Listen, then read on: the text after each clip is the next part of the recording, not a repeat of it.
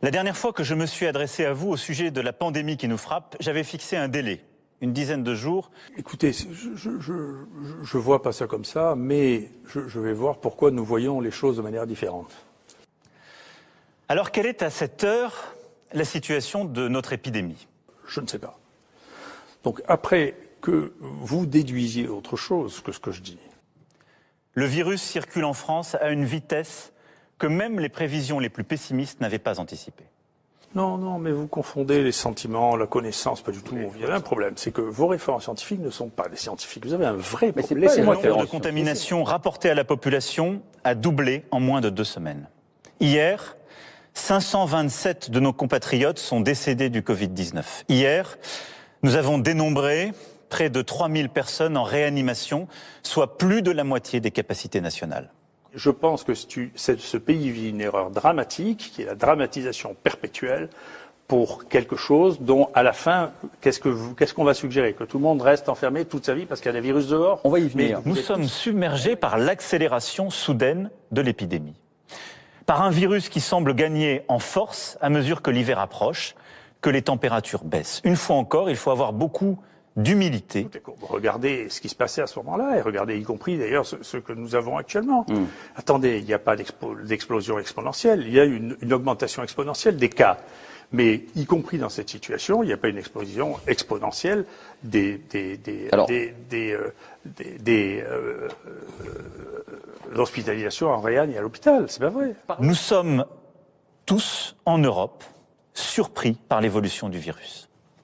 Certains pays, comme l'Espagne, l'Irlande, les Pays-Bas, ont pris plutôt des mesures plus dures que les nôtres. Pourtant, tous, nous en sommes au même point. Débordés par une deuxième vague qui, nous le savons désormais, sera sans doute plus dure et plus meurtrière que la première. On regarde tous ceux qui sont morts à l'assistance publique du Covid-19, et donc globalement, parmi les gens qui avaient moins de 80 ans, plus de la moitié avaient moins d'1 an d'espérance de vie. C'est ça ce qui se passe. Donc actuellement, on est en train de mettre le feu à la planète avec une chose qui est que des gens qui avaient une espérance de vie qui était entre 1 et 2 ans meurent ou mourront 1 ou 2 ans plus tôt. À ce stade, nous savons que quoi que nous fassions, près de 9000 patients seront en réanimation à la mi-novembre, soit la quasi-totalité des capacités françaises. Il s'est passé quelque chose en France de terrible. Il n'y a plus de médecins dans ce pays. C'est un problème. Dans les pays de l'OCDE, on est loin derrière la médiane des pays de l'OCDE. On n'a pas de médecins, on n'a pas de spécialistes, d'accord? Et on a une réglementation sur l'activité médicale qui est européenne, qui n'est pas du tout adaptée à ce que l'on fait, qui est d'une restriction d'activité qui est considérable, en particulier pour les anesthésistes réanimateurs. Donc nous n'avons pas ni suffisamment de médecins, ni suffisamment d'infirmières, et ça, il suffit de travailler à peu près 10 minutes pour le savoir. Avons-nous tout bien fait? Non. Et je l'ai dit, il y a 15 jours, on peut toujours s'améliorer.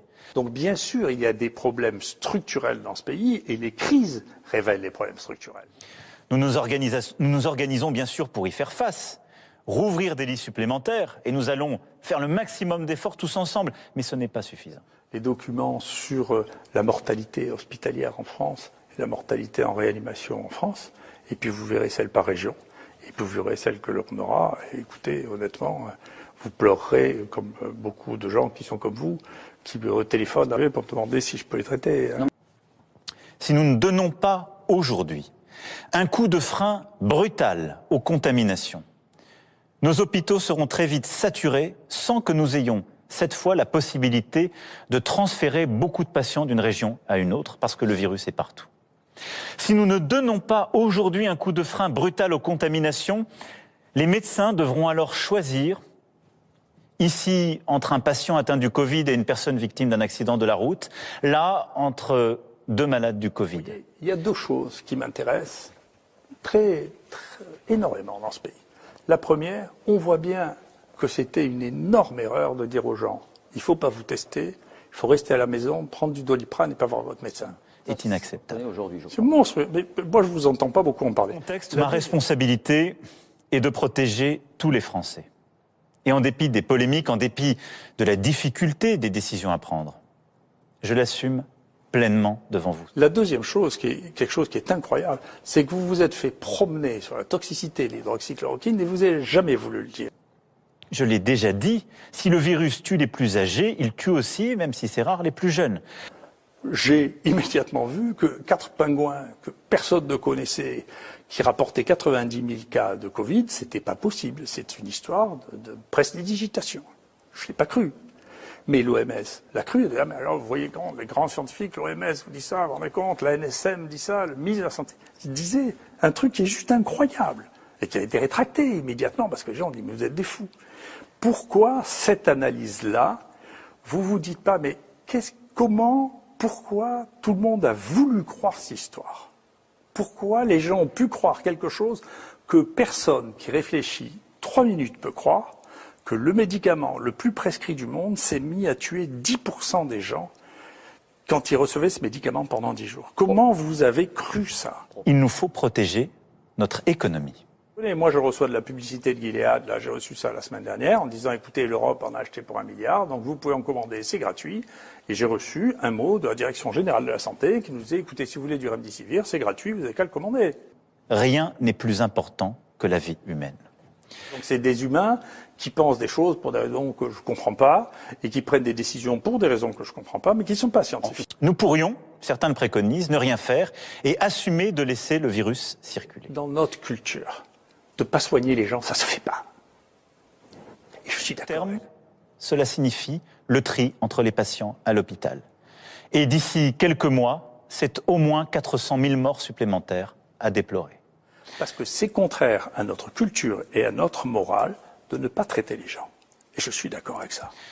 Jamais la France n'adoptera cette stratégie. Et maintenant qu'on sait ce que c'est, viendrait dans 1 million d'années, s'il y a encore des gens dans 1 million d'années, la pénicilline sera la même. Ce ne sont pas nos valeurs, ça n'est pas non plus notre intérêt.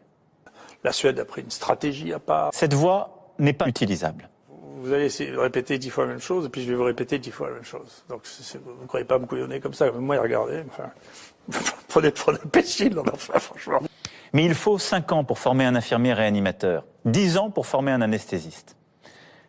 Il n'y a pas de solution magique, ça n'est pas en quelques mois que nous pourrons créer véritablement une capacité totalement différente. Parmi tous les imbéciles qui prédisent, il y en a toujours un qui a raison. C'est comme ça. C'est la nature, c'est comme ça. Donc, dans toutes les prédictions, c'est pas possible, c'est comme tous les gens qui jouent aux courses, il y en a un qui gagne quand même. D'accord? Mais moi, je joue pas aux courses. Je regarde les faits, il n'y a que les faits qui m'intéressent. Je ne suis pas ému parce que c'est pas ma nature. Et d'autre part, encore une fois, si vous voulez, je ne vis pas, y compris maintenant, je suis très triste pour vous que vous soyez désespérés. Moi, je ne le suis pas. Mais nous avons fait tout notre possible. Et je crois profondément que notre stratégie était, compte tenu des informations qui étaient les nôtres, la bonne. Elle fut d'ailleurs celle de tous les pays européens. Nous aurions pu aller plus vite au début sur les tests. Mais depuis plusieurs semaines, nous sommes un des pays d'Europe qui testent le plus. Nous aurions collectivement sans doute dû davantage respecter les gestes barrières, en particulier au sein de la famille ou avec les amis, qui sont les lieux où nous sommes le plus contaminés. Faut-il nous le reprocher maintenant? On ne peut pas sans arrêt surstimuler la population en disant, vous savez, il va vous arriver à des catastrophes, ça va être terrible. Le juste milieu, c'est de soigner les gens. C'est de protéger nos soignants, qui à l'hôpital, dans les structures médico-sociales, en ville, ont déjà beaucoup donné durant le printemps. Ils ont ensuite dû redoubler d'activité durant l'été pour rattraper les actes reportés au printemps. Et malgré la fatigue, ils font face aujourd'hui à cette montée soudaine des urgences. Nous leur devons de prendre toutes les précautions pour limiter la propagation du virus. J'ai une différence. Au quotidien, je fais qu'une chose, c'est tester, soigner les malades. Je peux vous dire une chose extrêmement importante d'ailleurs, c'est que je suis très content. Et comme ça, vous en aurez la primeur.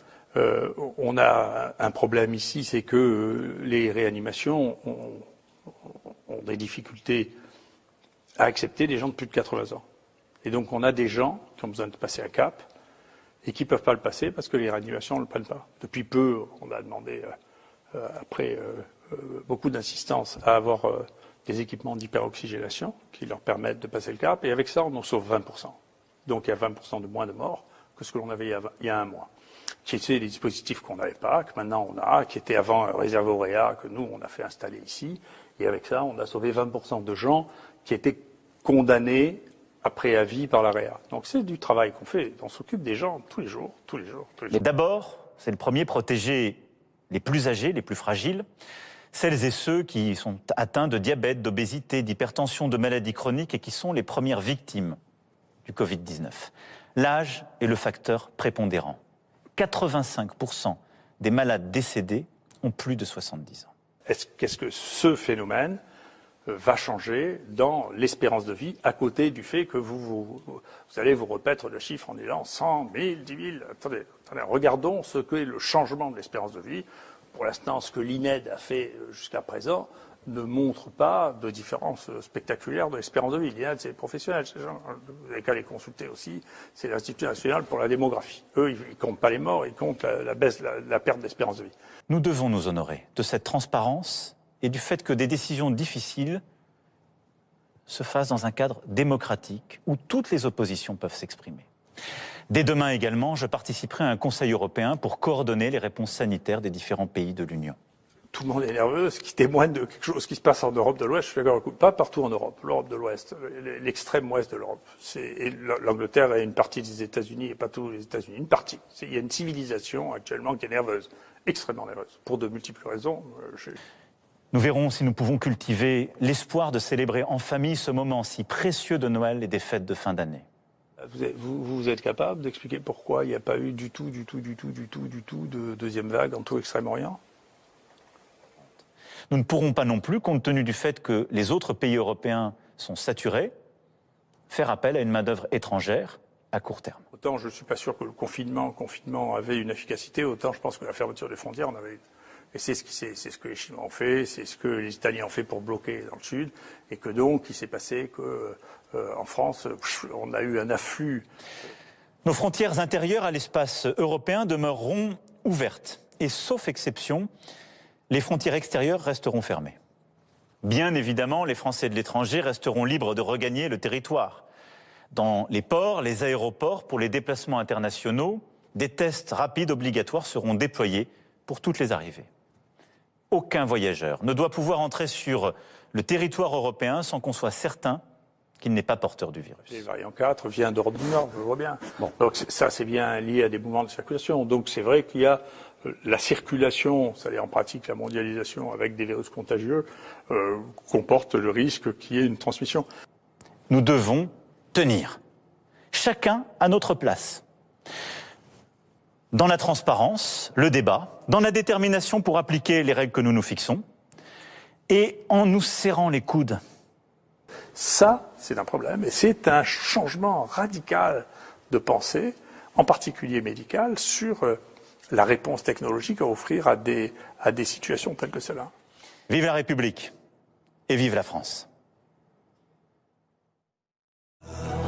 Hey Macron, oups, Emmanuel, je veux pas t'embrouiller, promis, juré, je suis non violent et depuis hier, putain, je peux plus rentrer d'argent, mais bon c'est pas grave, allez viens, 5 minutes quoi, je t'ai pas insulté, je suis poli, courtois et un peu fort troublé, et pour les mecs comme moi, vous avez autre chose à faire, vous n'auriez pas vu hier où j'étais, formidable, formidable.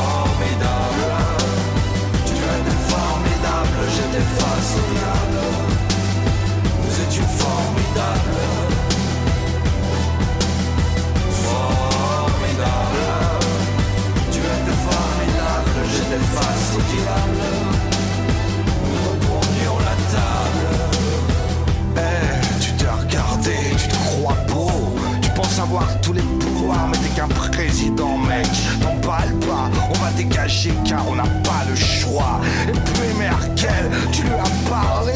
Si tu veux, on lui dit comme ça, c'est réglé. Et aux autres aussi, le Brexit nous a décidé. Attends 3 ans, 5 ans, et là tu vas voir. Formidable. Formidable.